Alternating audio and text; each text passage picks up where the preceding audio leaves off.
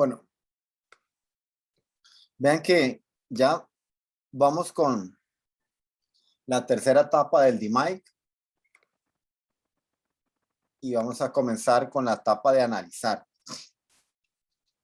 Entonces, recuerden, urge definir el problema del proyecto y urge empezar a medir, porque la idea es que terminemos antes de diciembre. Ojalá terminar la segunda semana de diciembre a más tardar, o tercera semana de diciembre, para ya poder tener el proyecto concluido. Pero una vez que usted logró medir, viene la parte de analizar los datos.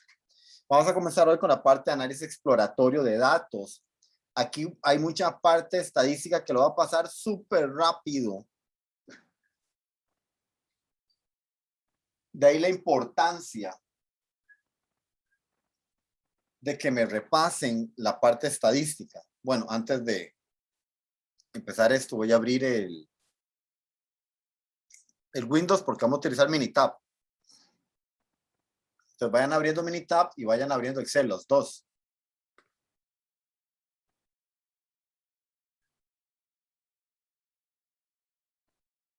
Bueno, y mientras se prende el Windows, puedo continuar con la clase.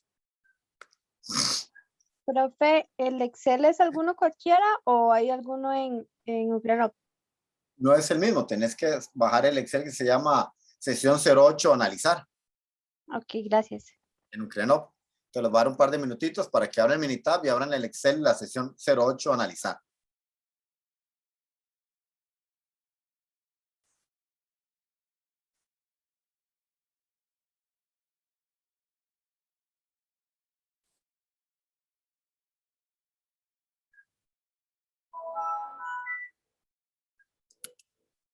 Windows ya está casi que abriendo.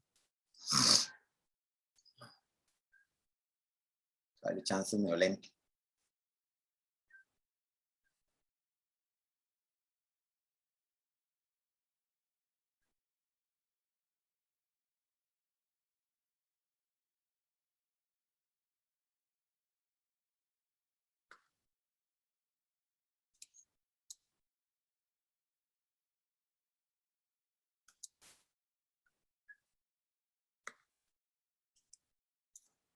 Bueno, entonces vamos aquí ahora sí con la parte de analizar. Entonces, pasos básicos. Explorar y entender la dinámica del proceso. Por eso es que a varios compañeros y compañeros que me he reunido con ellos les he dicho que, claro, al por inicio, cuando estamos definiendo el problema y estamos midiendo, pero antes de medir esa parte, tenemos que hacer todos los diagramas de flujo que sean necesarios para conocer a ciencia cierta cómo es que funciona el proceso, cómo trabaja el proceso de la empresa. Entonces, claro, antes de empezar a analizar, tengo que tener bien claro la dinámica del proceso. Generar teorías sobre las causas que pueden estar generando los problemas. Verificar y eliminar causas. O sea, usted genera teorías, va, las analiza, verifica si la teoría que usted está proponiendo es la que en verdad está causando el problema o no.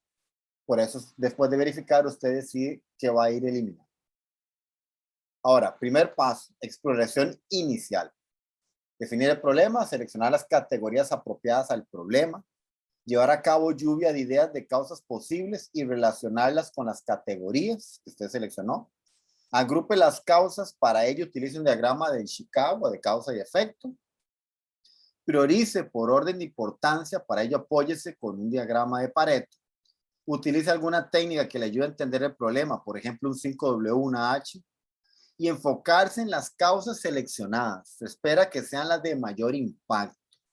Vean que muchas de estas herramientas las vimos en el curso de gerencia de operaciones. 5W, una H, Pareto, Ishikawa, cuando vimos el tema de eventos Kaizen. Entonces, herramientas para la exploración inicial, vistas en gerencia de operaciones y que ustedes tienen que repasar. Las van a usar mucho en su proyecto a campo y obviamente van a venir en el examen. Entonces, en guerra avisada mueren menos soldados. Entonces, en el segundo parcial de calidad, ¿vienen otras puntas de geo? Sí. Estas herramientas que voy a mencionar ahora. Puede ser una lluvia de ideas, un diagrama de Pareto,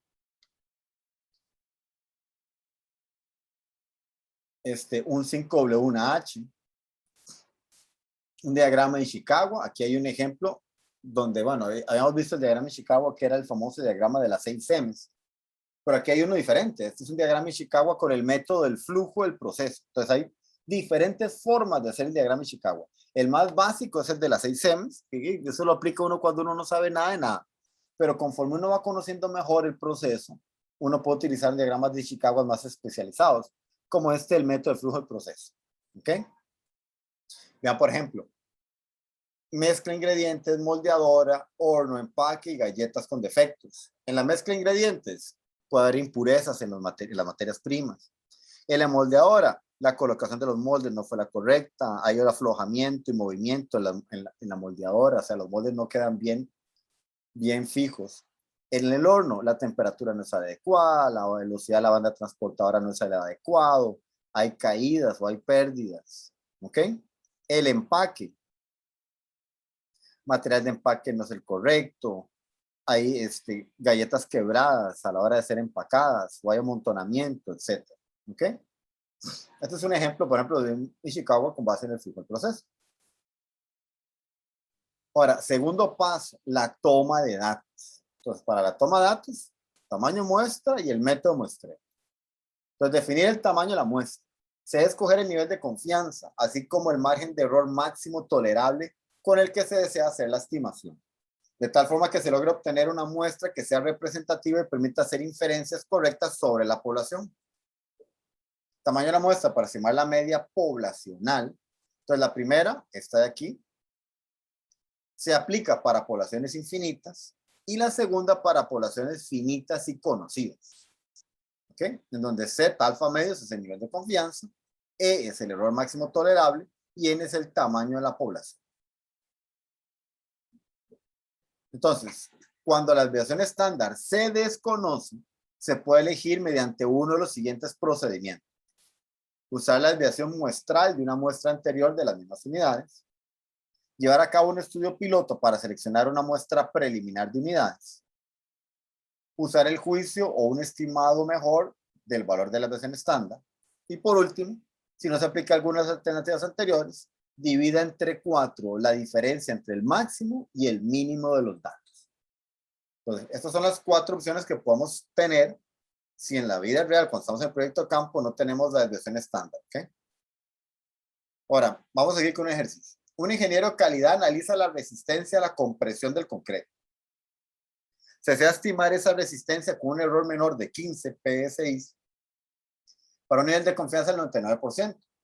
¿Qué tamaño de muestra debe emplearse para este fin si se sabe que la varianza de la resistencia es de 1000 PSI? Te voy a poner esto por acá. Voy a tomar aquí el Excel. Voy a poner aquí el Excel aquí como de este lado.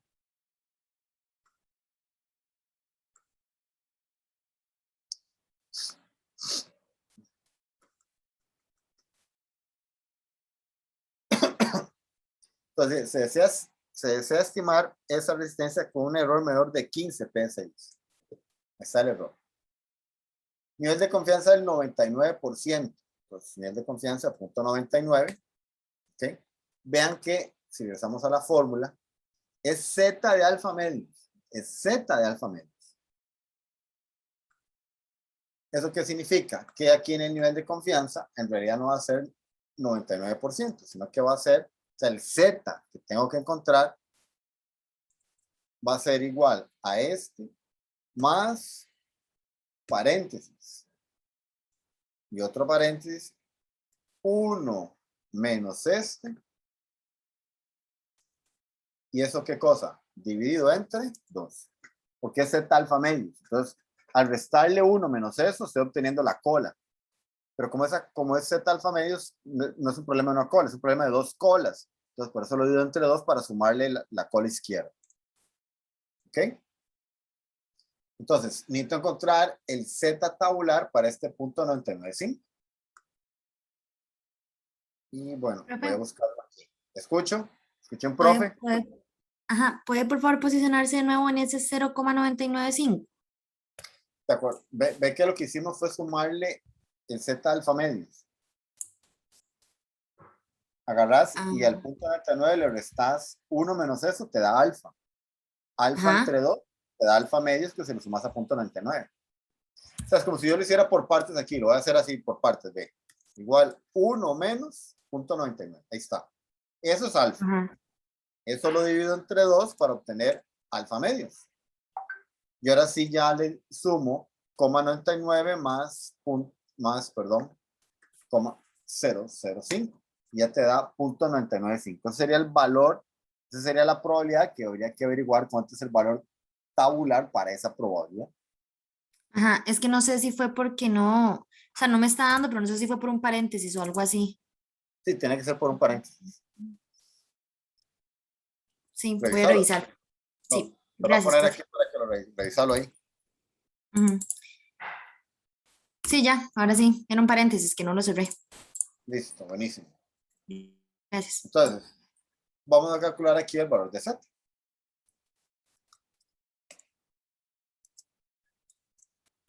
El valor de Z. ¿Ok?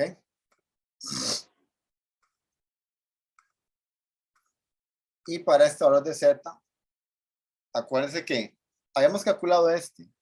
Norm S dis, pero este de aquí te lo dice. Usted lo que necesita es la probabilidad, aquí está la probabilidad, y con eso te da el valor de Z acumulado. Entonces lo abro aquí. Bueno, ¿cuál es el valor de Z? No tengo el valor de Z. Lo que tengo es la probabilidad. Entonces tengo que volverme y es este de aquí. Es el que dice que es el S inverso. Entonces dice, bueno, ¿usted tiene una probabilidad? Sí.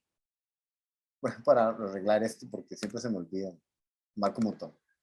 Usted lo que tiene es esta probabilidad. Y con esa probabilidad, el Excel te da el valor de Z. ¿Ok?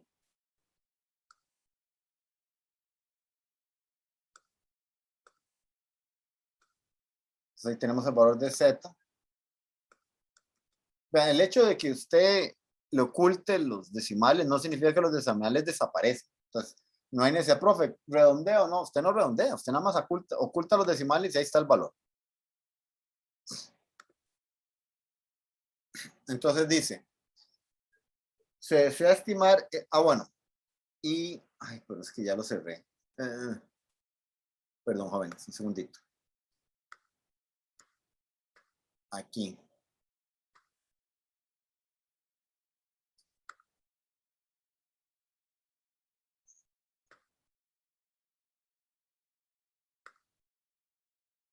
El formulario de calidad, igual aquí está.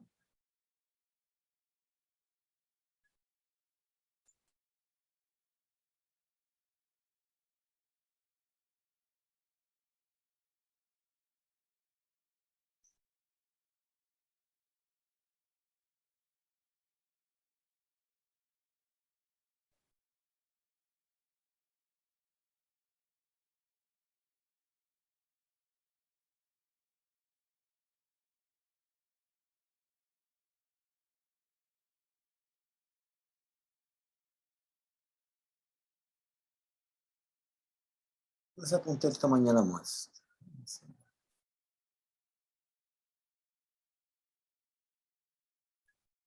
Se me olvidó apuntar ese tamaño de la muestra.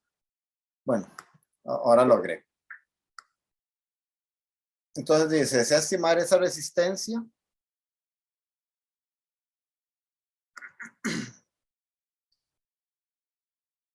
Con un error de 15 PSI para un nivel de confianza del 99%. ¿Qué tamaño muestra debe emplearse para este fin si se sabe que la variancia de la resistencia es de 1000 PSI? Entonces está la variancia de 1000. ¿Ok? Entonces el tamaño de la muestra. Aplicamos la formulita. Entonces sería igual. Entonces, doble paréntesis, porque en el primer paréntesis vamos a poner Z alfa medios. ¿Cuál es el Z alfa medios? Es este de acá. Pero ese Z alfa medios está elevado al cuadrado. Entonces hacemos, perdón, techito 2 y ahí ya lo elevé al cuadrado. Para no tener que escribir la función de potencia. Entonces ahí ya lo elevé al cuadrado y eso lo multiplico por la varianza. Esta ya es la varianza. No hay que elevar al cuadrado. Esa ya es la varianza. Si tuviera la versión estándar, entonces habría que elevar al cuadrado. Cierro paréntesis. Y todo esto hay que dividirlo entre paréntesis. Paréntesis. ¿Por qué hay paréntesis? Porque el error permitido, que es de 15, hay que elevarlo al cuadrado. Pues por eso hay que ponerle un paréntesis. Porque si usted no le pone un paréntesis, el Excel lo que hace es que primero lo divide el error y el resultado de la división es la que eleva al cuadrado. Entonces tener ese cuidado. Entonces, ahí tenemos el tamaño muestra y ya sabemos que en estadística los tamaños de muestra siempre se rondean ¿hacia dónde? ¿Hacia dónde? Hacia arriba. Exactamente, Arriba. súper bien, Gloriana. Hacia arriba. ¿Cuándo? Siempre, siempre. Voy a arreglar aquí, a ver. ¿Cuál es el que no me está reconociendo?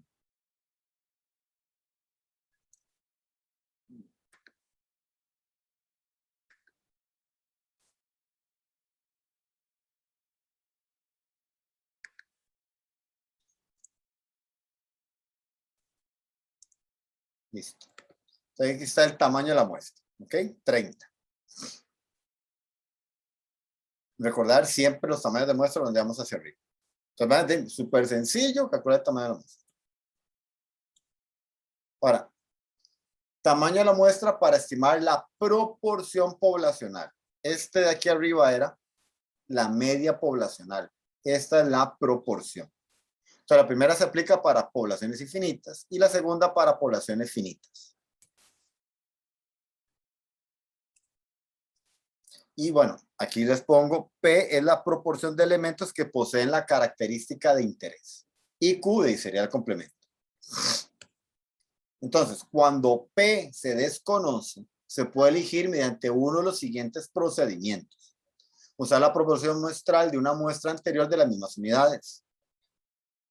Llevar a cabo un estudio piloto para seleccionar una muestra preliminar de unidades. Usar el juicio, un estimado mejor del valor de P. Si no se aplica alguna de las alternativas anteriores, usar un P de 0.5. En los lotes fabricados de la última semana, vamos a copiar esto acá.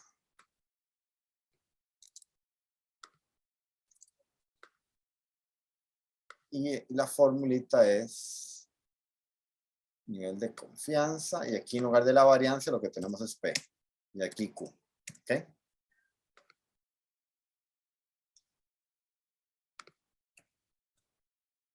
Entonces dice, en los lotes fabricados en la última semana se obtuvo un 5% producto defectuoso.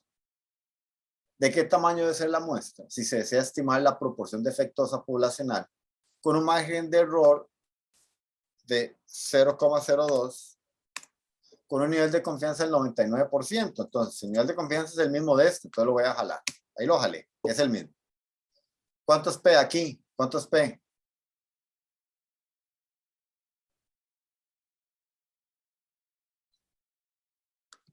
Aquí les puse.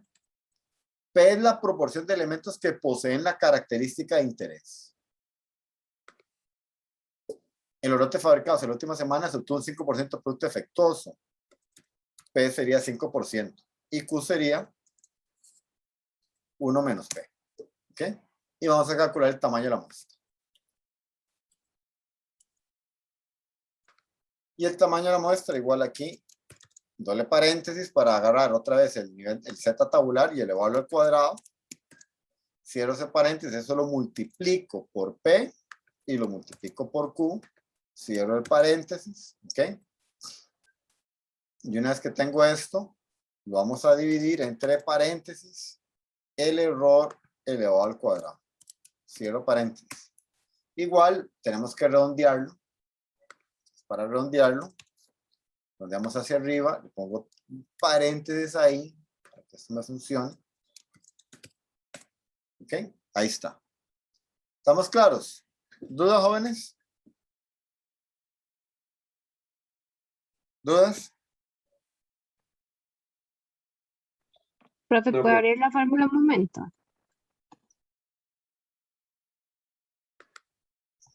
Ahí está, para que lo vean. Gracias.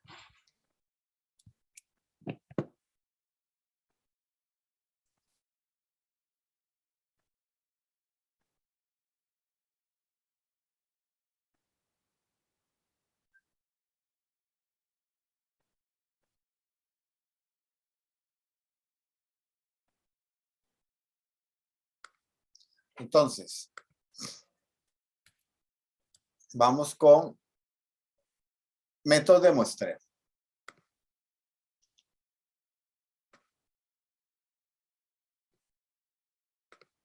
Vamos con métodos de muestreo. Un segundito.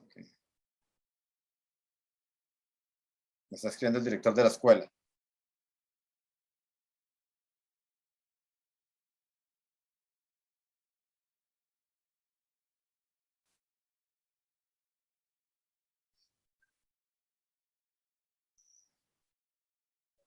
Listo, ahora sí, métodos de muestreo. Que aquí sí va a pasar súper rápido porque esto es pura teoría y ustedes ya vieron estadística y lo tienen que repasar.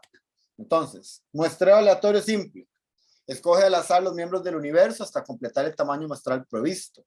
En teoría se enumeran previamente todos los elementos y de acuerdo con una tabla de números aleatorios se van escogiendo. El procedimiento puede darse con o sin reemplazos y esta condición afectará posteriormente el análisis. Ese es el muestreo aleatorio simple. Ahora, el muestreo aleatorio sistemático. En el universo se elige el primer elemento al azar. Luego los demás se escogen cada cierto intervalo hasta completar el tamaño muestral. El tamaño del intervalo K se calcula de n poblacional entre n muestral. Muestreo estratificado. Considera que al interior del universo existen estratos, subgrupos internamente homogéneos, pero cualitativa y cuantitativamente diferentes entre sí. Y que no se cumple la condición de selección aleatoria, pues los miembros del grupo mayoritario tienen una mayor probabilidad de ser seleccionados en la muestra. Bueno, profe, pero lo vio muy rápido, profe. Bueno, no se preocupen. Cuando estemos haciendo el proyecto de campo y ya tengamos que hacer la parte de muestreos, ya ahí veremos si es muestreo aleatorio simple, si es muestreo aleatorio sistemático, si es muestreo estratificado. Y ahí yo les explicaré con calma ahí cómo lo hacemos. Ahora, recordar en esta parte, muestreo estratificado, de que eran los estratos. Los estratos es cuando usted agrupa de tal manera que son homogéneos en su interior, pero diferentes entre sí en propiedades y tamaño. Entonces, digamos, hay un grupo ahí que está haciendo un trabajo de, creo que era Baxter, y entonces ellos tienen que agrupar. Entonces, cuando agrupamos en estratos, debemos tener este cuidado, que son homogéneos en su interior y diferentes entre sí en propiedades y tamaño. Entonces, los estratos más grandes, obviamente, tienen la mayor probabilidad de ser representados. Ahora, ¿cómo garantizar la aleatoriedad en universos estratificados? Puede usarse alguna de las siguientes técnicas: muestreo estratificado proporcional, muestreo estratificado no proporcional o alocación óptima de los estratos. Y muestreo aleatorio por conglomerados.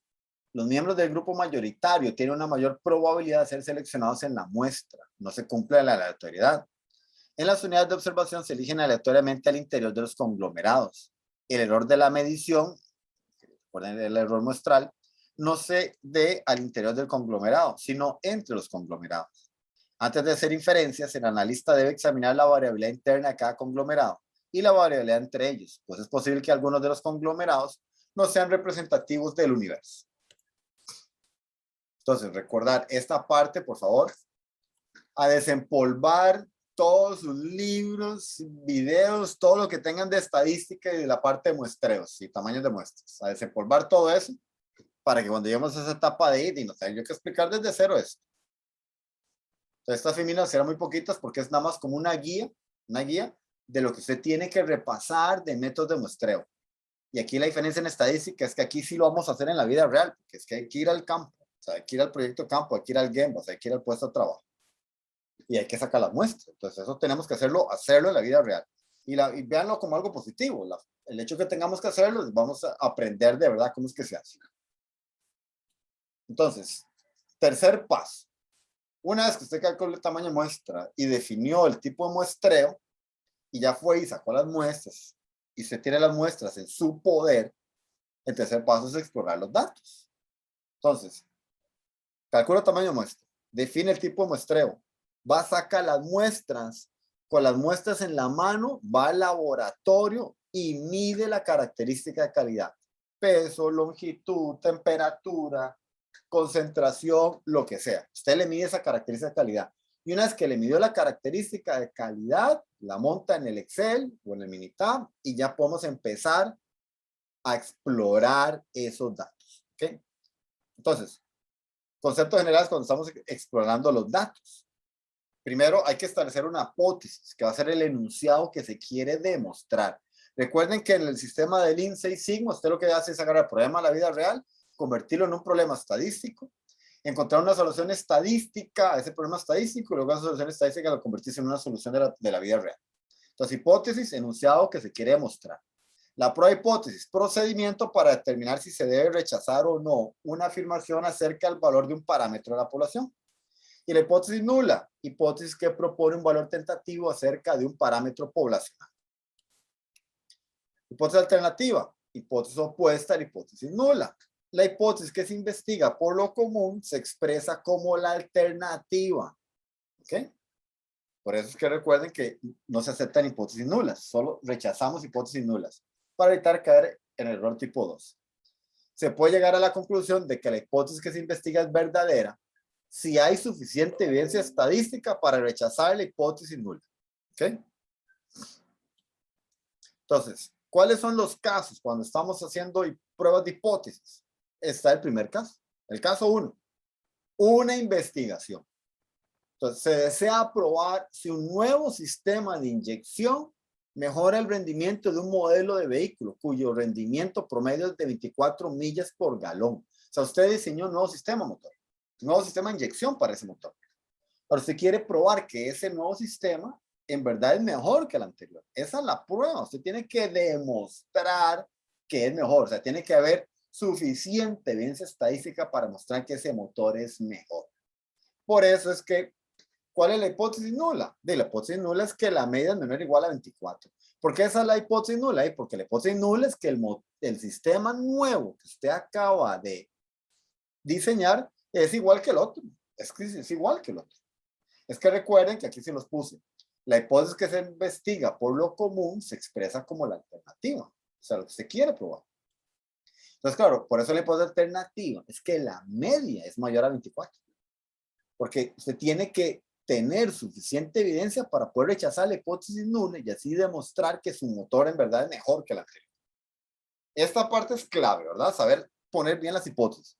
Entonces, en los casos de una investigación, la hipótesis alternativa se formula de tal modo que el rechazo de la hipótesis nula respalde la conclusión que se propone. Y recuerden que cuando estamos en estadística, en los cursos de estadística 1 y 2, rechazar hipótesis nulas es complicado, es difícil. Hay que tener suficiente información para poder rechazarlas. Caso 2, una firma. Esta era una investigación. ¿Qué me puedo enfrentar? Te puedes enfrentar más bien a una afirmación. Una afirmación hay. Un fabricante de bebidas afirma que el contenido de sus botellas no es menor a 2 litros. O sea, eso no es uno. No es como aquí, que es una investigación porque estás investigando algo en lo interno tuyo. No, aquí más bien es que alguien está afirmando algo. Alguien está afirmando. O sea, alguien está haciendo una afirmación y yo quiero demostrar que esa afirmación es falsa. Entonces, un fabricante de bebidas afirma que el contenido de sus botellas no es menor a 2 litros. Yo quiero demostrar que lo que él me está diciendo es falso, que no es cierto, que las botellas que él me está mandando no traen 2 litros. Entonces, por eso es que la hipótesis alternativa es que la media del lote que el chavalo me mandó, o la chavala, tiene una media menor a 2 litros. ¿Por qué hacer la hipótesis alternativa? Porque es lo que yo tengo que demostrar. Uno parte que la afirmación que él me dio es verdadera. Por eso se pone que la hipótesis nula es que la media es mayor o igual que 2. Él afirma que trae más de 2 litros sus botellas. Nosotros en la hipótesis alternativa vamos a probar que eso no es cierto. Entonces la hipótesis alternativa se formula de tal modo que el rechazo de la hipótesis nula proporciona evidencia estadística de que la afirmación es incorrecta. Los oigo muy calladas y callados. Vamos a ver eso, por favor, que en verdad, si no está quedando claro, me pregunta. Porque siempre que uno aplica los exámenes y todo el mundo falla las hipótesis, ya todo el mundo la falla así por así, uno tras otro. Caso 3. Una decisión. Se prueban unas piezas de un embarque para saber si están o no dentro de especificaciones. Como que un proveedor me mandó una materia prima. En donde un valor menor o mayor a 2 causa problemas de ensamblaje. Entonces, digamos que es una piecita de madera ahí que me está mandando un proveedor y yo necesito que esa pieza mida, ahí no sé, 2 centímetros. Y si es mayor o menor a 2 centímetros, me causa problemas a la hora de ensamblar. Ok, entonces yo tengo que demostrar que el lote que él me está mandando, las piezas son defectuosas. Las piezas no miden 2 centímetros. Miden diferente. ¿Por qué? Porque si miden más de 2 centímetros no me sirven. Y si miden menos de 2 centímetros tampoco me sirven. Por eso aquí, ¿cuál es la hipótesis nula? De que la media es igual a 2 centímetros. El chavalo nos mandó un lote que él dice que traen 2 centímetros, todas las piecitas de madera. Yo tengo que mostrar que es falso. Por eso la hipótesis alternativa es que la media es diferente a 2. En estos casos se toma tanto una decisión si la hipótesis nula se rechaza como si no se pueda rechazar. ¿Por qué? ¿Cuáles son las decisiones? Dice, yo no logro rechazar la hipótesis nula, acepto el lote que mandó el proveedor porque ese lote es bueno. Si yo logro rechazar la hipótesis nula, aceptar alternativas para devolverle el lote, porque el lote no cumple con las especificaciones. Ahora, aquí vamos a ver, hipótesis nula, la media es menor o igual a 24, la hipótesis alternativa es que la media es mayor a 24. Este problema es un problema de una cola, de cola superior. Aquí, hipótesis nula, la media es menor o igual a 2, la hipótesis alternativa es que la media es menor a 2. Es un problema de una cola izquierda. La hipótesis nula, la media es igual a 2, la hipótesis alternativa, la media es diferente a 2. Este es un problema alfa medios, porque es un problema de 2 colas. Ahora, tipos de errores que podemos tener. ¿Cuáles son los errores que podemos tener? Que la hipótesis nula sea verdadera. Entonces, como la hipótesis nula es verdadera, ¿cuál es la decisión correcta? No rechazar. Entonces, todo bien. Pero si la hipótesis nula es verdadera, y yo la rechazo, incurrí en el error tipo 1, que es rechazar hipótesis nulas, ¿verdad? Siendo estas verdaderas. Y ese error tipo 1 se le conoce con el nombre de alfa. ¿Cuál es el otro error que tenemos? Bueno, que la hipótesis nula sea falsa. Y si la hipótesis nula es falsa y yo rechacé la hipótesis nula, la decisión estuvo correcta, todo bien. Ahora, el problema es que la hipótesis nula sea falsa y yo no la logre rechazar. Entonces, incurrí en el error tipo 2, que el error tipo 2 es no rechazar hipótesis nulas falsas, que ese sería beta. Entonces, cuando estamos haciendo pruebas de hipótesis, en estos procesos de investigación, hay que tener claro los dos tipos de errores, el error tipo 1 y el error tipo 2. Entonces, en la práctica, la persona que efectúa la prueba de hipótesis especifica la máxima probabilidad permisible llamada nivel de significancia para la prueba de cometer un error tipo 1. Se acostumbran los valores de 0,05 y 0,01 para alfa. Un pequeño valor de alfa significa un alto grado de confianza en que sea correcta la conclusión de rechazar la hipótesis nula y de que la hipótesis alternativa es verdadera. Entonces, usted define ese nivel de confianza. ¿Qué significa un nivel de significancia 0.01? Si alfa, que es el nivel de significancia 0.01, el nivel de confianza es 0.99. ¿Qué significa eso? Que de cada 100 veces que usted tome la decisión en ese problema en particular, 99 veces usted va a acertar. Y en una de esas 100 veces, usted va a incurrir en el error tipo 1. Que ya dijimos que el error tipo 1 es rechazar la hipótesis nula siendo esta verdadera. Entonces, para tratar de que suceda lo menos posible el error tipo 1, es que trabajamos con niveles de significancia del 1%.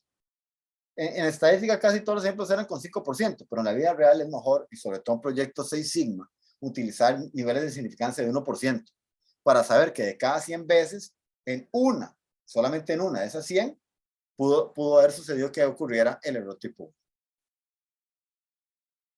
Ahora, ¿y qué pasa con beta? Bueno, ahí con beta sí estamos jodidos.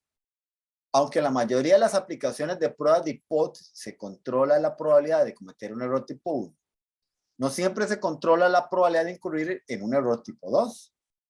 Debido a la incertidumbre de cometer un error tipo 2, en estadística se recomienda usar la redacción de no rechazar la hipótesis nula, en lugar de aceptar la hipótesis nula. Porque si se acepta la hipótesis nula, se corre el riesgo de cometer un error tipo 2. Por eso es que la hipótesis nula nunca se acepta. O sea, usted nunca acepta la hipótesis nula, porque si usted la acepta, puede caer en el error tipo 2. ¿Y cuál es el error tipo 2? Ahí está otra vez. Es no rechazar la hipótesis nula siendo esta falsa. Entonces, por eso es que usted no acepta hipótesis nulas. Usted rechaza o no rechaza hipótesis nulas. Y, bueno, profe, entonces, ¿qué pasa? Alfa usted lo controla, determinando el nivel de, el error tipo 1, usted lo controla determinando el tamaño de alfa. Beta no lo podemos controlar. La única forma de tratar de protegerse lo mejor posible de beta, sin que usted pueda hacer un cálculo para saber cuánto es esa protección, es trabajar con tamaños de muestras grandes, 100, 200, 300. Entonces, entre más grande el tamaño de muestra, la posibilidad de que me ocurra el error tipo 2 es menor. Entonces, pruebas de normal. Entonces, vamos con la primera prueba que podemos utilizar en la vida real. La prueba de normalidad es importantísima, porque si los datos se comportan como una distribución normal, eso me abre todo un abanico de posibles análisis que yo puedo hacer de la variable de interés utilizando la distribución normal. ¿Qué sé yo? Vamos a ver. En la línea de producción tengo 5% de desperdicio o scrap, que sería el término que utilizan las transnacionales. Ok, quiero analizar el proceso, quiero tratar de descubrir los desperdicios, etcétera, etcétera, etcétera. Bueno, entonces vamos a medir, vamos a sacar datos y vamos a analizar los datos. Pero claro, antes de analizar los datos, yo puedo utilizar un montón de herramientas con base en una distribución normal para analizar esos datos. Pero claro, yo lo puedo hacer si el comportamiento con el cual aparecen los desperdicios en la línea de producción se comporta como una distribución normal. Si los datos no se comportan como una distribución normal, el análisis se complica un poco. Yo no diría que se complica, diría que más bien no tenemos tantas herramientas para analizar, como si los datos fueran normales. Entonces, por eso el primer paso es determinar la normalidad de los datos que obtuve a partir de las muestras. Entonces, la inferencia estadística acerca de una media o proporción poblacional a través de intervalos de confianza requiere que los datos se comporten normalmente. Entonces, claro, yo puedo analizar con intervalos de confianza los datos que estamos obteniendo y a partir de ahí comenzar a tomar decisiones. Pero para hacer eso, perdón, es que le estoy contestando al director de la escuela, pero para hacer eso, hay que estar seguros que los datos son normales. Entonces, las pruebas de normalidad se conocen como pruebas de bondad de ajuste a partir de una hipótesis formulada de la siguiente manera. La hipótesis nula, que los datos se comportan como una distribución normal. La hipótesis alternativa, que los datos no se comportan como una distribución normal. ¿Ok? Entonces, ¿cómo reconocer la normalidad de los datos? Para determinar si un grupo de datos corresponde a una distribución normal o no, podemos utilizar un histograma que permite observar si los datos se agrupan alrededor de un valor central.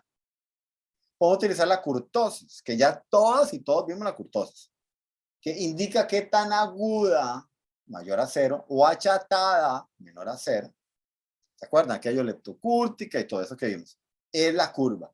¿Okay? Y para que la curva sea normal, ocupamos que la kurtosis fuera 0.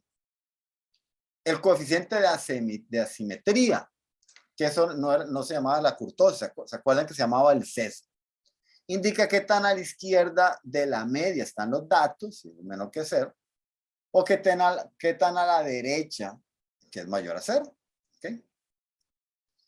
Si los indicadores están entre -1 y 1, los datos se aproximan bastante a una distribución normal. Y bueno, entonces ya decimos histograma, kurtosis, sesgo, y la más potente de todas, que en realidad en la vida real es la que casi que uno usa de una vez, es las pruebas de bondad de ajuste. Entonces hay diferentes tipos de pruebas de hipótesis. Y las pruebas de hipótesis específicas para determinar el comportamiento de una variable se conoce con el nombre de prueba de bondad de ajuste. Entonces, para determinar si la variable se comporta como una distribución normal, una hipergeométrica, una logonormal, una binomial, una Poisson, una Weinbull, lo que sea. Lo que sea. ¿Ok? Entonces, vamos a aprender dos estadísticos, el de chi cuadrado y la prueba de Kolmogorov-Smirnov. ¿Qué es la prueba de Kolmogorov-Smirnov? Es una técnica no paramétrica. Entonces, podemos utilizar la prueba de gráfico de cuantiles teóricos, que consiste en comparar los cuantiles de la distribución observada con los cuantiles teóricos de una distribución normal con la misma media y desviación estándar que los datos. Cuanto más se aproximen los datos a una normal, más alineados están los puntos en torno a la recta. Entonces, vamos a aprender a hacer la prueba de onda de ajuste, vamos a hacer chi cuadrado, vamos a hacer Kolmogorov-Smirnov, vamos a hacer Anderson-Darling. Chi cuadrado, Kolmogorov, vamos a aprender a hacerlas en Excel, vamos a aprender a hacer Kolmogorov, chi cuadrado y Anderson-Darling en Minitab. En Minitab, para saber si los datos son normales o no, utilizan mucho esta prueba de gráfico de cuantiles teóricos, que ahorita lo vamos a ver y les va a quedar claro. Consiste en comparar los cuantiles de la distribución observada con los cuantiles teóricos de una distribución normal con la misma media y desviación estándar que los datos. Cuanto más se aproximen los datos a una normal, más alineados están los puntos en torno a la recta. Ahora lo vamos a ver. Profe, en el proyecto campo tú usas Minitab, obviamente. En el examen, otra vez, el examen está dividido en partes. Una parte en Excel y otra parte en Minitab. Entonces, probablemente les pidan, haga esta prueba de ajuste en Excel. Y haga esta otra en Minitab. Entonces, usted tiene que saber las dos. Entonces, vamos con ese ejercicio. Los contenidos de lactosa en miligramos de una barra de chocolate de cierta marca se registraron de la siguiente manera. Ya están. Pues fueron, sacaron la muestra y vean que son miligramos. Tuvieron que pesarlas. Entonces, sacaron las muestras, fueron al laboratorio, las pesaron y la primera barrita de chocolate, ¿cuánto tiene de lactosa? 1,09 miligramos. La segunda barrita, 1,74 miligramos. La tercera barrita, 1,58 miligramos. Y ahí usted va. Se podría afirmar con unidades de significancia 0.01 que la lactosa incluida en las barras de chocolate sigue una distribución normal con una mu de 1.8 y una sigma de 0.04. ¿Por qué esto, profe? Porque puede ser, vamos a ver, si la barra de chocolate tiene más o menos lactosa de la que requerida por la especificación, esa barra de chocolate estaría defectuosa. Y a ambos lados de la campana sería desperdicio, ya no se podría arreglar, habría que botarlo. Entonces, analicemos el comportamiento de la línea de producción que fabrica las barritas de chocolate, a ver si lo está haciendo la mezcla con la lactosa necesaria, requerida. Y entonces sacamos las muestras, analizamos los datos y vamos a analizar los datos con intervalos de confianza para tomar decisiones. Un momentito. Eso que usted me está proponiendo suena interesante, pero no lo puedes hacer si el proceso de fabricación de estas barritas de chocolate no sigue un comportamiento con base en una instrucción normal. El proceso de fabricación y la aparición de los desperdicios, o sea, de las barritas de chocolate defectuosas, tienen que comportarse como una instrucción normal para que usted pueda hacer un análisis con intervalos de confianza. Entonces, para ello, ¿eso qué significa? Antes de empezar a analizar datos, usted tiene que estar seguro de que los datos se comportan como una distribución normal. Entonces, va a sacar las muestras, como está en este ejemplo, y con esas muestras vamos a hacer una prueba de hipótesis, que se llama prueba de onda de ajuste, para determinar si se comporta como una distribución normal. Entonces, se podría afirmar con una unidad de significancia 0.01 que la lactosa incluida en las barras de chocolate sigue una distribución normal con mu de 1.8 y sigma 0.4. B. Si las tolerancias de la barra de chocolate son 15 más o menos 0.5, construye una gráfica de capacidad de este proceso y de una primera opinión sobre la capacidad. ¿Cuál era la gráfica de capacidad? ¿Cuál era? ¿O ya no se acuerdan?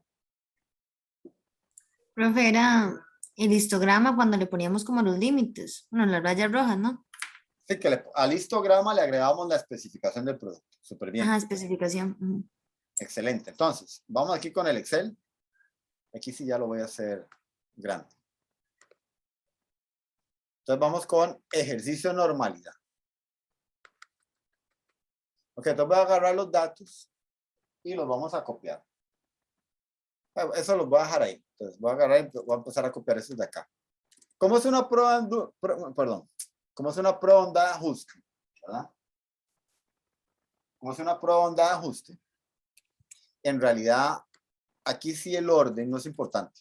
O sea, no es importante cuál es el primero, cuál es el segundo, porque no estamos haciendo una carta de control, estamos haciendo una prueba de hipótesis de bondad de ajuste. Nada más para ver si los datos se comportan como una distribución normal o no. Entonces aquí no es importante cuál se agarró primero, cuál se agarró segundo, cuál se agarró tercero.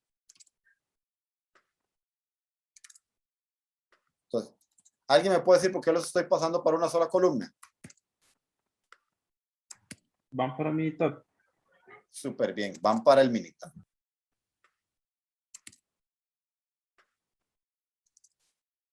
Y antes de irme al Minitab, la hipótesis nula. ¿Cuál sería la hipótesis nula? ¿Cuál sería? ¿Cuál sería? ¿Cuál sería la hipótesis nula?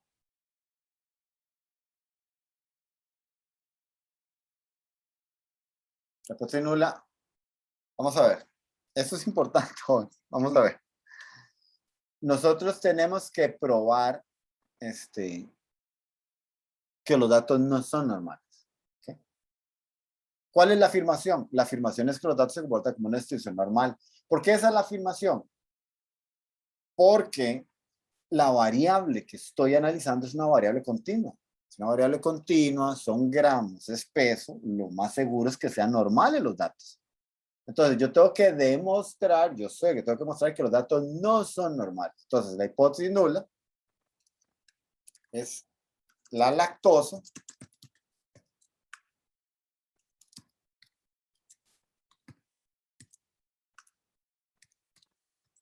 incluida en las barras de chocolate se comporta como una distribución normal con media de, no me acuerdo, 1,8 y sigma de 0,4. ¿Y cuál sería la hipótesis alternativa? ¿Cuál sería? ¿Cuál sería la hipótesis alternativa? Igual, solo que con el no, ¿no? Súper bien, Gloriana. Entonces aquí la hipótesis alternativa. La lactosa incluida en las barras de chocolate no se comporta como una distribución normal con medida 1,8 y sigma 0,4. Listo, ahí lo tenemos. Va a pasar, perdón. Aquí el Excel. Ahora sí ya está todo abierto. Abro aquí el Minitab. Bueno, nos va a dar tiempo a terminar el tema de analizar de hoy, pero bueno, no importa, después nos ponemos ahí al día. Y aquí tengo el Minitab abierto. ¿Ya todos tienen el Minitab abierto, sí o no? ¿Ya lo tenemos Yo sí, abierto? profe. Buenísimo. Entonces, copiamos aquí. Vemos los valores. Que esto es lo más parecido que van a hacer ustedes ahí en el proyecto campo. Si usted copia los valores, bueno, ya no es que los midió y todo, ya tiene los valores, los tienes en Excel, los copias, ¿ok? Y aquí en el Minitab los pegamos, tal y como lo hemos visto. Ay, un segundito.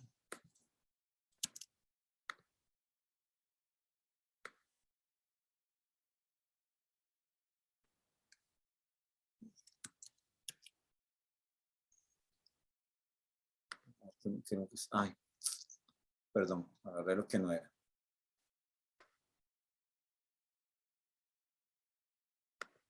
Listo.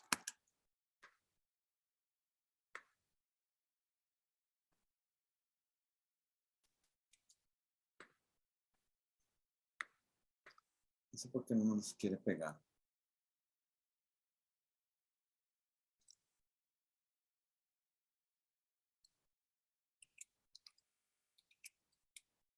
Ahora sí ya. Listo. Ok, ya los pegamos. Una vez que los pegamos, y aquí regresamos aquí al Minitab. En la presentación de PowerPoint vamos bien. Agarramos valores, los pasamos a una columna y los vamos a copiar a Minitab. Una vez que los tenemos aquí en Minitab,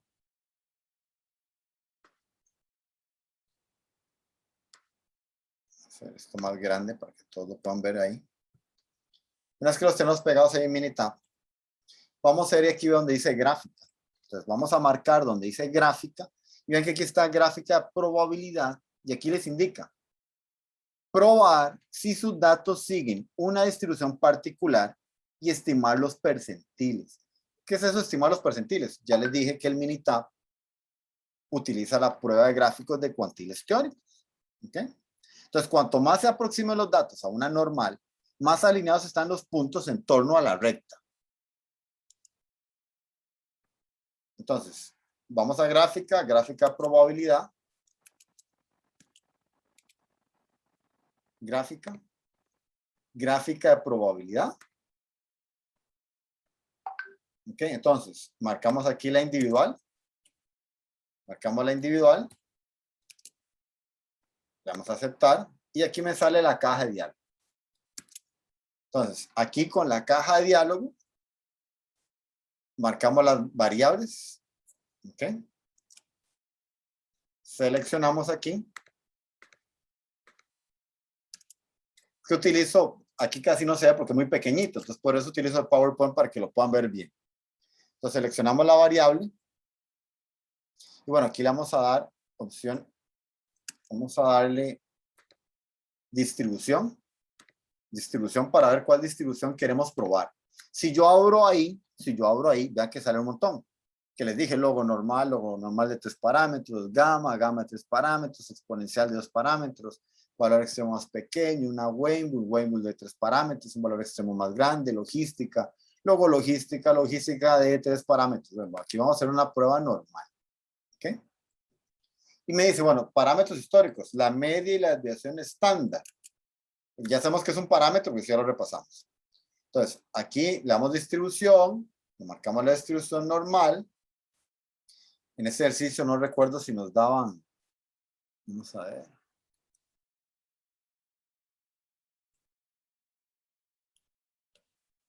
Vamos a poner como parámetros históricos lo que la media poblacional y la desviación estándar poblacional.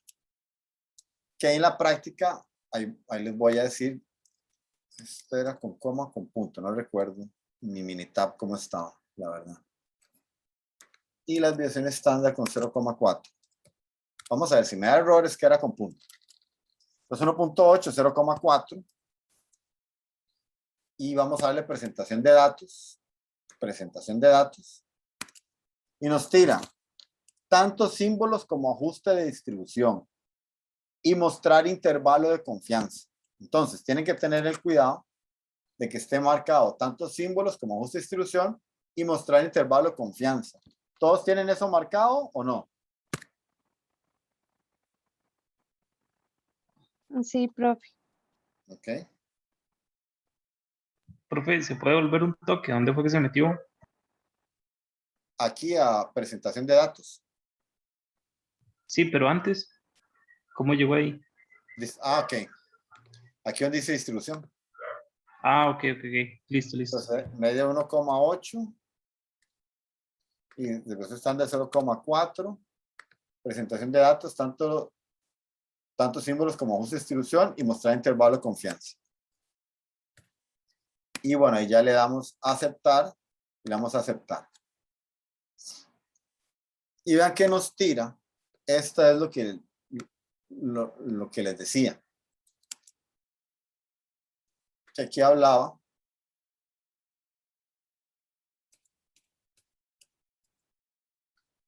Cuanto más se aproximen los datos a una normal, más alineados están los puntos en torno a la recta. Hacemos el Minitab. Lo que te están diciendo es que, ok, aquí te tira la recta. Si tenés muchos puntos que caen, ven que está la recta, pero están como los límites. Aquí está el límite inferior y el límite superior. Y sobre estos rangos de aquí, mientras los puntos caigan aquí adentro, podemos considerar que los datos se comportan como una distribución normal. Si hay muchos valores que están cayendo afuera, están lejos de esta línea central, los datos no se comportan como una distribución normal. Luego, ¿cuál otro indicativo tengo? Hay dos indicadores aquí. La gráfica, que aquí uno dice, Y sí, los datos son normales. Sí, todos están casi que encima de la línea, con dos excepciones. Estas dos excepciones de aquí, que cayeron por fuera. Estos dos valores que cayeron por fuera es suficiente evidencia para rechazar la hipótesis nula. No, no lo es. ¿Y cómo lo sabe, profe? Nos fijamos en el valor de P. Y ya sabemos que cuando estamos haciendo pruebas de hipótesis, en Minitab no usa el Z tabular para rechazar o no rechazar las hipótesis. Utiliza el valor de P. Normalmente nosotros lo que hacemos es buscar el Z tabular y comparamos el Z tabular contra el Z calculado. Y si el Z calculado es mayor que el Z tabular, se rechaza la hipótesis nula.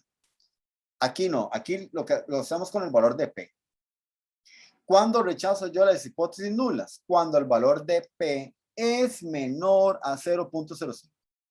Si el valor de P es menor a 0.05, hay suficiente evidencia estadística para rechazar la hipótesis nula.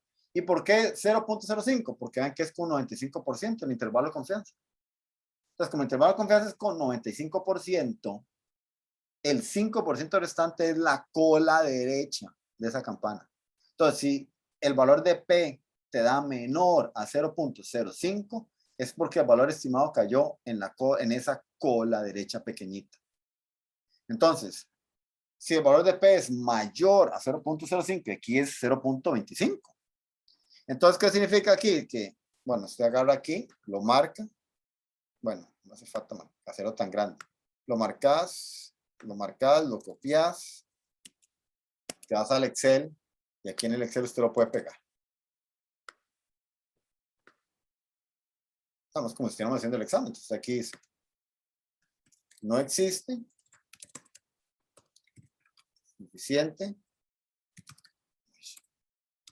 Bueno, no solo el examen. Cuando estás haciendo tu proyecto de campo, todo eso tiene que estar en los anexos. Todo tiene que estar ahí. En el proyecto de campo usted tiene que adjuntar todo lo que hizo en Minitab, todo lo que hizo en Excel, y tiene que ir montando esto como para ir montando su PDF, para ir dando las explicaciones de todo el trabajo que usted hizo. Entonces, no existe suficiente evidencia estadística para rechazar la hipótesis nula, por lo que se trabaja,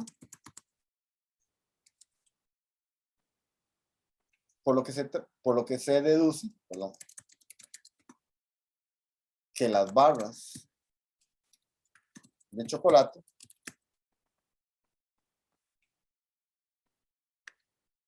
que la lactosa, perdón, en las barras de chocolate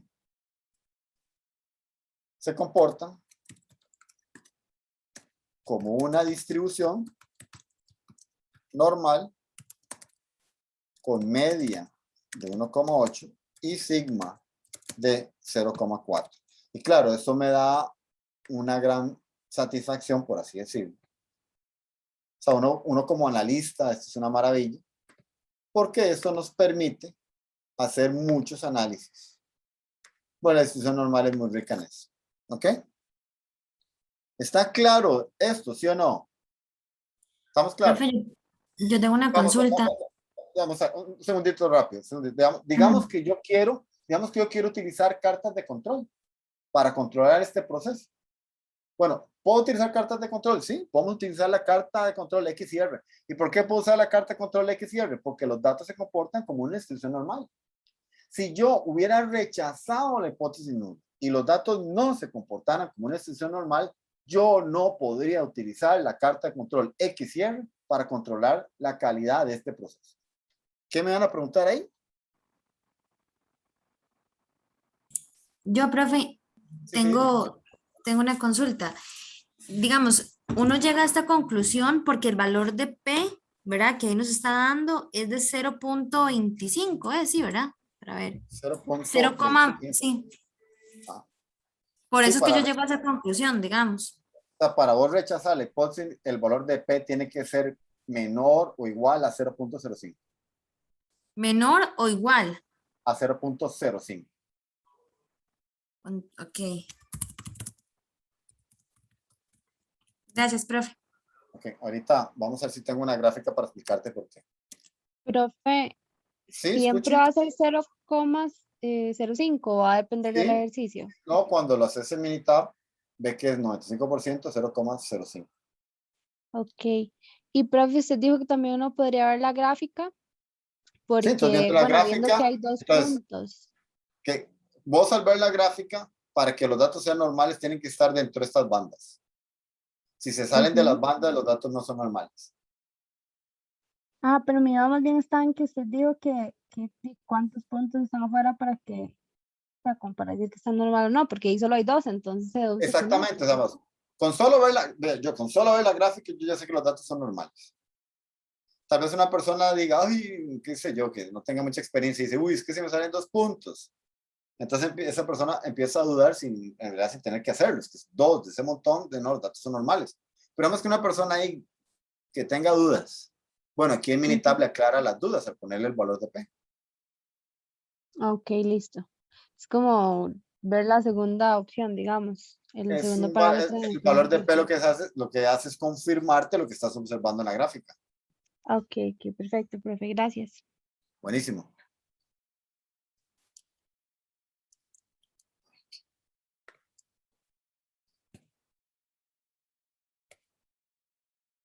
Ok, ya, listo, listo, listo, listo, listo. Ahora, una de las bases fundamentales del control estadístico de la calidad es la inferencia estadística. Por ello, la determinación del tipo de distribución correspondiente a un conjunto de datos provenientes del estudio es absolutamente necesaria. La prueba de ajuste permite probar el ajuste de los resultados de un experimento a una distribución de probabilidad teórica sujeto a un error o nivel de confianza. Vea que cuando hicimos aquí en el Minitab, perdón, cuando lo hicimos, bueno, aquí lo voy a mandar al fondo, ya no lo ocupo más, pero cuando lo hicimos, vean que aquí usted escoge. O sea, yo puedo ver qué tipo de distribución es. O sea, esto no está supeditado solo a una distribución normal. ¿Ok? O sea, la prueba de ajuste es para... Yo sospecho que los datos se comportan como una distribución binomial. Entonces, ¿qué hay que hacer? Hay que hacer una prueba de ajuste. Entonces, saco las muestras y las muestras las comparo contra una distribución binomial a ver si en verdad son binomiales los datos. Entonces, el método en cuestión, ¿cuál método en cuestión? La prueba de hipótesis de una prueba de ajuste. El método en cuestión se basa en la comparación de las frecuencias absolutas observadas y las frecuencias absolutas esperadas, calculadas a partir de una distribución teórica en análisis. Entonces, ¿qué va a hacer usted? Va a sacar las muestras. Esas muestras se les llaman frecuencias observadas. ¿Por qué son las observadas? Porque usted las está viendo cuando le está sacando la línea de producción. Y se agarra esas variables y las vas a comparar contra una distribución teórica, una hipergeométrica, porque yo creo que los datos se comportan como una hipergeométrica, ¿veis? Lo comparamos contra una hipergeométrica, por ejemplo. Entonces, tipos de pruebas de onda de ajuste. Chi cuadrado, Kolmogorov-Smirnov, Anderson-Darling, Shapiro-Wilk, prueba de Agostino para el sesgo y para la kurtosis, y prueba de Omnibus de Agostino. ¿Okay? Ahí están los diferentes tipos de pruebas de ajuste. Todas estas 6 son pruebas de hipótesis. Y son pruebas de hipótesis específicas para hacer la prueba de onda de ajuste. Todas son muy similares, o sea, todas son muy similares. Vamos a aprender a hacer unas a pie y vamos a aprender a hacer casi todas en Minitab.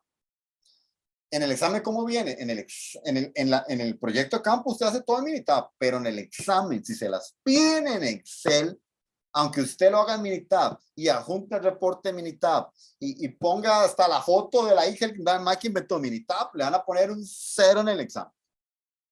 Si se la piden en Excel, la tiene que hacer en Excel. Que eso quede bien claro. ¿Y por qué, profe? Porque yo tengo que estar seguro de que usted entiende lo que está haciendo. Y yo ahorita en las clases, yo les pregunto un montón de cosas. Todo el mundo se queda callado. Yo tengo dudas de que usted en verdad se acuerda algo de estadística. A veces tengo la impresión de que no se acuerdan, pero ni papa en estadística. Entonces, salados, como yo tengo dudas de que usted recuerda estadística, viene un montón de cosas a pie. Y tienen que hacerlas a pie en el Excel. Entonces, vamos a hacer, hoy solo nos va a dar tiempo a hacer una. Entonces, vamos a y ya la otra semana seguimos con las otras. Entonces, vamos con la prueba de bondad de ajuste de chi cuadrado. El test de bondad de ajuste chi cuadrado puede ser utilizado para trabajar tanto con distribuciones discretas, como por ejemplo la distribución de Poisson o la distribución binomial, como así también con distribuciones continuas, por ejemplo la distribución normal o la distribución exponencial. Esto a diferencia de las pruebas de bondad de ajuste Kolmogorov-Smirnov y Anderson-Darling, que solo pueden ser utilizadas para trabajar con distribuciones continuas. Entonces no quiero que nadie se pele, ya saben que en el trabajo donde los datos son los datos son discretos, es que estoy haciendo aquí una prueba Anderson-Darling, pegando una pelada ahí terrible. No puedo hacer una prueba Anderson-Darling si los datos son discretos. Esos para datos continuos. Entonces hay que tener ese cuidado. Entonces, una desventaja potencial del test de chi cuadrado es que requiere una muestra suficientemente grande, de modo que la aproximación de chi cuadrado sea válida. Entonces, esta es la fórmula del chi cuadrado. ¿Ok? El chi cuadrado es igual a la sumatoria, la frecuencia observada menos la frecuencia esperada elevado al cuadrado entre la frecuencia esperada. ¿Ok? Y los grados de libertad se emplea K-1. Y luego se resta un grado adicional de libertad para cada parámetro de población que tenga que ser estimado los datos de la muestra. Entonces, al final los grados de libertad es K-1 menos M. Y ahí siempre falla. Profe, ¿qué es esa vara? Y no entiendo qué es M. Y empieza a repasar estadística. Entonces, los grados de libertad es K-1 menos M. ¿Y qué es M? Es cada parámetro de la población que tuvo que ser sustituido por un parámetro muestral. Y siempre son los mismos. Claro que no, eso va a depender del tipo de distribución. Digamos, una Poisson, para una Poisson, ¿cuántos parámetros hay? Solo hay un parámetro, lambda. Para una distribución normal, son dos parámetros, mu y sigma. Para una binomial, no hay parámetros. Para una Weinbull de 3, de 3, pero hay Weinbull de 2. Entonces eso va a depender. Y eso sí en el examen no lo soplo. No lo soplo. Aunque usted saque un 0 en la pregunta. Me puede pedir de rodillas que se lo diga y no se lo voy a decir. Entonces, ¿y cómo se calcula la media con datos agrupados? Ahí está. Y esto ya lo hemos visto. X bar es igual a A más la sumatoria de frecuencia observada por D por I entre N. Donde A es el punto medio de la clase que contiene a la media supuesta. ¿Ok?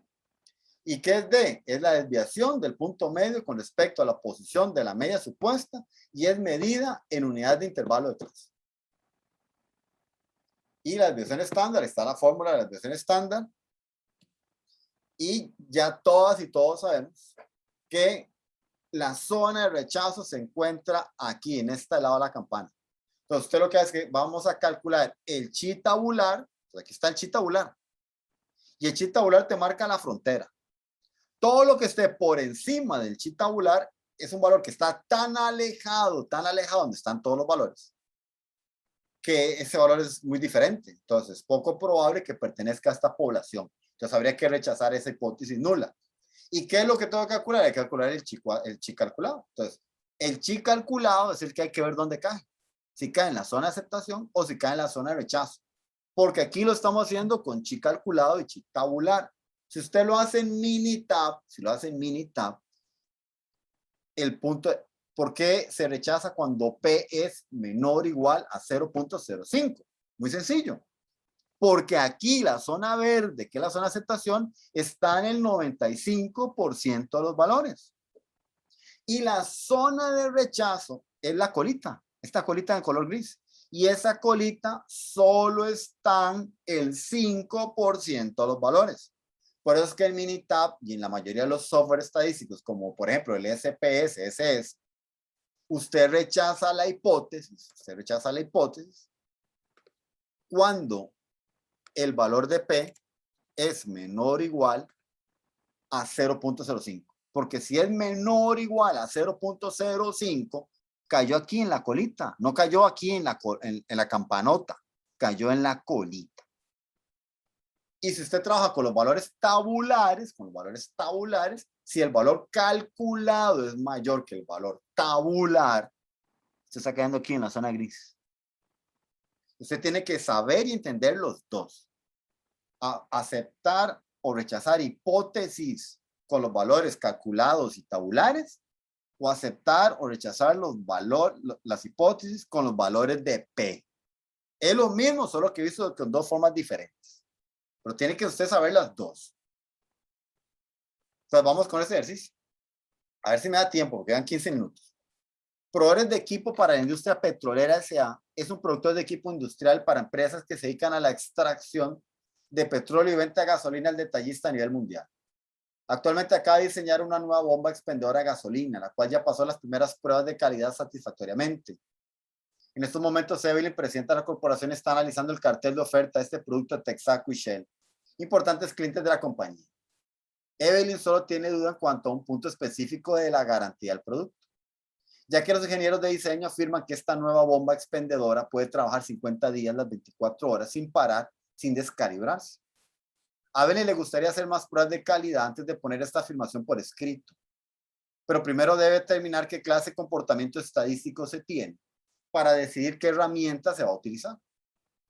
Los siguientes datos representan el periodo de duración en días de 60 bombas de combustible que lograron trabajar de manera consecutiva sin descalibrarse. Aquí tenemos las muestras. O fueron, sacaron las muestras y midieron cuánto tiempo trabajaron sin parar hasta que se descalibraron.